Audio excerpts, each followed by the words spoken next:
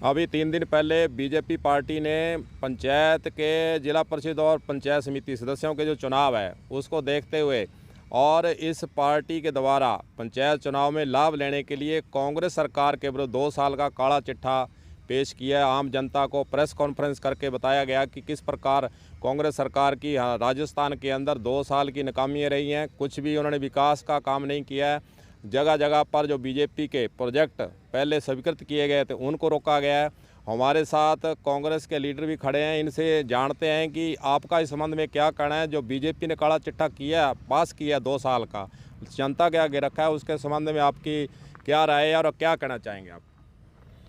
सबसे पहले तो मैं कहना चाहूँगा कि मतलब जिनका खुद का घर शीशे का हो वो दूसरों के घरों में पत्थर मारें, ये कहाँ तक उचित है। पूरे देश के अंदर पूरे देश का किसान 3 काले अध्यादेश कोरोना काल में लाए गए थे, जिनको बाद में पूरा धक्काशाही करके कानून बना दिया गया। केंद्र की बीजेपी की सरकार के द्वारा ये काले कानून किसानों पर थोपे गए। पूरा देश का किसान इन कानूनों के खिलाफ आंदोलनरत है।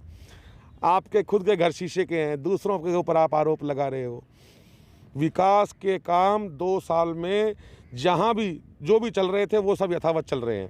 और उसके अलावा पूरे राजस्थान के अंदर जिस समय में जब कोरोना चल रहा था, जब पूरा देश हमारा और पूरी दुनिया में एक वैश्विक महामारी चल रही थी, उस समय राजस्थान के अंदर गहलोत साहब की सरकार ने जो काम किया उसकी तारीफ विदेशों के अंदर हुई।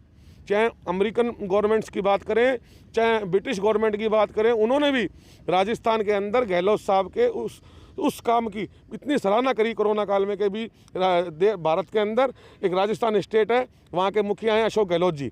उन्होंने जिस तरह से कोरोना पर लगाम लगाने का काम किया और कोरोना से आम आदमी को आहत होने से रोकने का काम किया, वो बड़ा काबिल तारीफ़ है। और तो और जो ये इस तरह की झूठी बातें करते हैं काले चिट्ठी की, उनके नेता मोदी जी ने भी कोरोना काल के अंदर गहलोत साहब के द्वारा किए गए कार्य की सराहना की थी।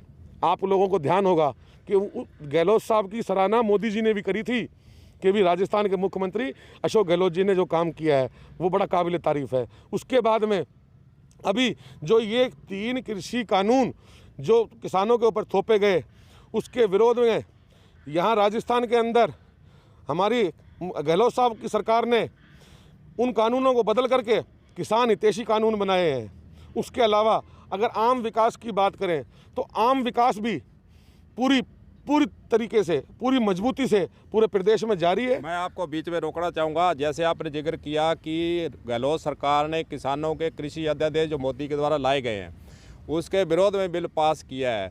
अब ये एक जो बात खुलकर आ रही है और बीजेपी भी आरोप लगा रही है कि जो गहलोत सरकार ने, कांग्रेस सरकार कहीं की भी हो, पंजाब की हो, राजस्थान की हो, उन्होंने जो कृषि अध्यादेश के विरोध में बिल पारित किया है ये राज्यपाल के पास जाएगा, राज्यपाल से होकर फिर राष्ट्रपति के पास जाएगा। ये बिल राज्यपाल के पास ही अटक जाएगा, फिर आप आगे की क्या रणनीति रहेगी कांग्रेस की?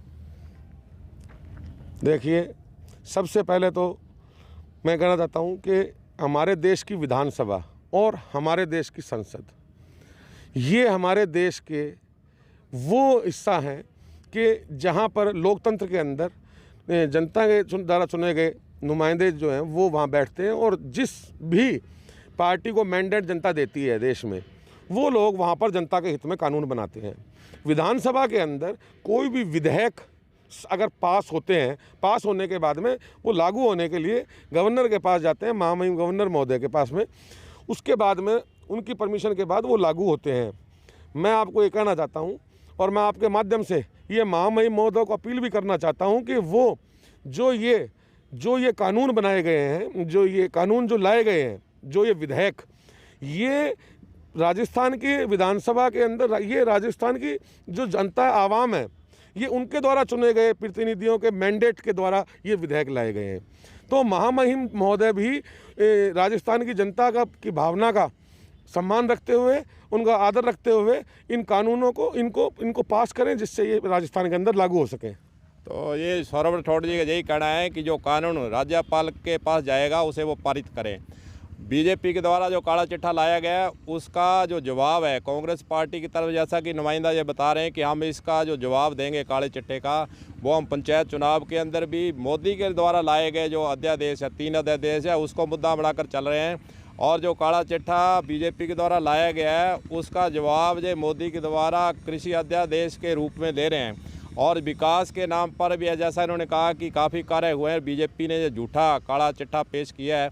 अब देखने वाली बात है कि बीजेपी एक तरफ काला चिट्ठा को लेकर गांव गांव गली गली पंचायत में जा रही है और लोगों को समझा रही है, मतदाताओं को रिझा रही है कि काला चिट्ठा लाकर हम लाएं, और कांग्रेस पार्टी ने कोई काम नहीं किया। और बीजेपी के विरोध में कांग्रेस पार्टी तीनों अध्यादेश को पंचायत चुनाव का मुद्दा बनाए हुए। अब देखने वाली बात होगी कि बीजेपी द्वारा जो काला चिट्ठा लाया गया है उसका असर गाँवों में होता है या नहीं। कलम न्यूज़ के लिए गुरदेव सिंह सैनी।